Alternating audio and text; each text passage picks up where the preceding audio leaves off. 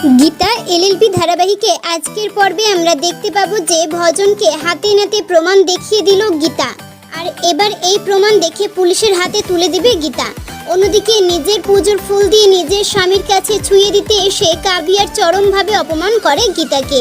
আর গীতাকে অপমান করে বলতে থাকে, তোমার এই সুন্দর চেহারার পিছনে যে কুৎসিত চেহারাটা আছে না, সেটা সবার সামনে বাহির করতে আমার দেরি হবে না।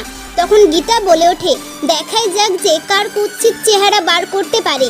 অন্যদিকে দেখা যায় যে গীতার বাড়িতে অগ্নিজিৎ মুখার্জি আসে। গীতার মা তাকে চা দিলে গীতার মাকে চরমভাবে অপমান করতে থাকে অগ্নিজিৎ। এতক্ষণ অগ্নিজিৎ মুখার্জি তার মাকে অপমান করে বলতে থাকে যে তোমাদের এই সস্তার চা খাওয়ার জন্য এখানে আসেনি আমরা, তোমাদের মেয়েকে সাবধান করে দেবে। আর অগ্নিজিৎ বাবু তার মাকে বলে যে ডিভোর্স লেটারটা পাঠিয়ে দেব যাতে সিগনেচার করে দেয় গীতা, আর যদি না দেয় তাহলে তোমার বড় মেয়ে গিনিকেও তোমার বাড়ি পাঠিয়ে দেব। আর তখন গীতার বাবা রেগে গিয়ে বলতে থাকে, আমার মেয়ে কোনো দোষ করেনি, আমার মেয়ে পুরোপুরিভাবেই নির্দোষ, যদি পারেন তাহলে আপনি প্রমাণ করে দেখিয়ে দিন। অগ্নিজিৎ মুখার্জি নানাভাবে তাকে অপমান করতে থাকে। আর ঠিক সেই মুহূর্তেই গীতা হাজির হয় সেইখানে। আর গীতা এসে বলতে থাকে যে তাই তো বলি, ঘরের ভেতর কার এত মোটা কণ্ঠস্বর শুনতে পাওয়া যায়, আপনার এই কণ্ঠস্বরটা তো আদালতেও শুনেছি, কিন্তু পরে কি হয়েছে, মাথা নিচু করে বার হয়ে গিয়েছে। আসলে কি বলুন তো, সত্যের সবসময় জয়ই হয়। স্বস্তিকের মা কিন্তু মনে মনে চায় সাত্বিক নির্দোষ এবং স্বস্তিককে সে মারার মতন কাজ করেনি। অগ্নিজিৎ মুখার্জি গীতাকে জানিয়ে দেয় যে সে ডিভোর্স লেটার পাঠিয়ে দেবে, সে যেন কোনো ঝামেলা না করে।